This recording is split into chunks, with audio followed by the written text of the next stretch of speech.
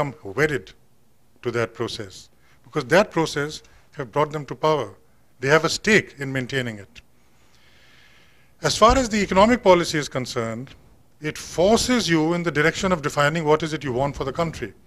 And no matter what the complexion of the parties, we have defined it as deregulation, getting away from state ownership, pro-market-friendly policies, encouragement to entrepreneurship, lowering of tariffs, increased space of privatization, policies of growth, social agenda of nutrition, of health, of education, being given the central importance which it needs to lift the dignity of the population as a whole, because it's a very patchy country, being subcontinental. Some areas doing well than others, some states are doing better than the others. But every coalition that has come into power has enunciated these principles. So you have a political gain of defining what your agenda is going to be. And then there's a sense of ownership of all parties of a common agenda.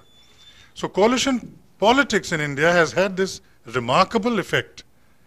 It was mostly perceived because of the inherent instability in it, which of course is there. Repeated elections are called for, but repeated elections, even 3 elections in 4 years, whatever, 600 million people being mobilized on a principle has a lesson of its own. It's true that you go to elections more frequently than you would like, but you're still asserting a kind of a democratic culture and strengthening it as a result of that. So politically speaking, there has been this revolution in party political governance in the last 50 years, which has been very quietly achieved without too much fuss. In the economic field, a similar development has taken place. The independence movement of India was very much affected by the advances made in the 30s through socialism in the Soviet Union. In fact, it was not Indian commentators who said that socialism may be the waves of the future. It were economists in the MIT and economists in the London School of Economics who said that perhaps the way to organize an economy is on socialist lines. There was also the anti-colonial and anti-capitalist sentiment in the independence movement of India, which made them extremely suspicious of capital moving around freely with the state being bypassed. As people say that it was the East India Company which came first and the colonization followed. So there was a suspicion of capital not being managed and monitored. The initial policies we had were very much planned economy, what we call a balance between the state sector and the private sector. But a revolution has been taking place in as much as with evolution over the decades, we are starting to realize that socialism brought a lot of benefits. It brought heavy industry because only the state can invest in things like steel, in things like heavy equipment, electricals, infrastructure, a lot of these areas. There was no private capital in India in those days. So that benefit was there. The second was that a lot of educational institutions were created looking forward, and here tribute has to be given to Nehru, who looked beyond the edge of his nose into the future. And he said that India should be capable of achieving what any society can, but cannot do it without the wherewithal. And he was criticized for starting engineering colleges, institutes of technology, investing so much in universities, 120 universities in India, when people say what you need, actually speaking, is an investment of a different type. But he said, no, a time will come when these resources will be required, and he was right. This was an investment by the state. The state need not keep on making this investment, because once private capital is there, private capital can also undertake investment in education. So we have been moving away, and right now we have a minister for privatization whose job is to get rid of every single private or public sector industry. Against heavy odds, he's managed to privatize 15 already. I met him last week in Mexico, and he says, I'm determined to do this because this has now become an albatross around the neck of the government. The public finances are in such poor shape that unless we do fiscal reform, tariff reform, and remove subsidies and remove ownership of loss-making enterprises, then we cannot advance. Also, we are now reducing the tariff and integrating the country into the world economy. And we have turned turtle in some of the mantras which we had. Initially, we used to say, Indian development is not going to be export-driven development. Last week, a statement was made that development will not entirely be export-driven, but one of the major locomotives has to be export. So all export restraints have been removed. Agricultural products can move as freely as you want. And we are moving in that direction in order to double our export, which is about 40 plus billion in about 5 years' time, to 80 billion, get 1% of the share of the world trade.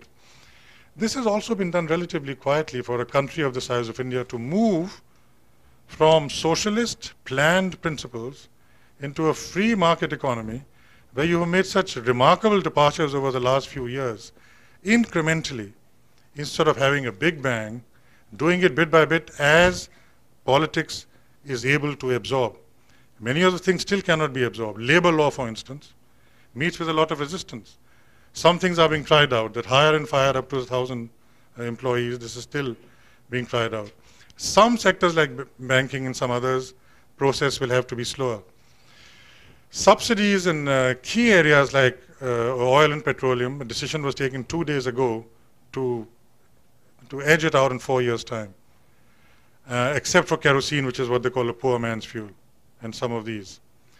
To make a departure from a planned economy to a free market economy and let your entrepreneurs loose, which is your real energy and your real asset and your real national wealth, is also a very quiet revolution. In my view, the third revolution is the most important in India. Over the centuries, Indian society has grown up in stratification, in a very stratified way. And there have been depressed social and economic classes which have performed inherited functions of a degrading nature. And these run into hundreds of millions of people. 30 or 40% of your population belongs to these depressed, what we call castes. Castes are identified as professions. The reason I say why this is most remarkable advance, more than political and economic, although those have been remarkable, is because management of grievances has been shown by history to be the most difficult aspect of national governance.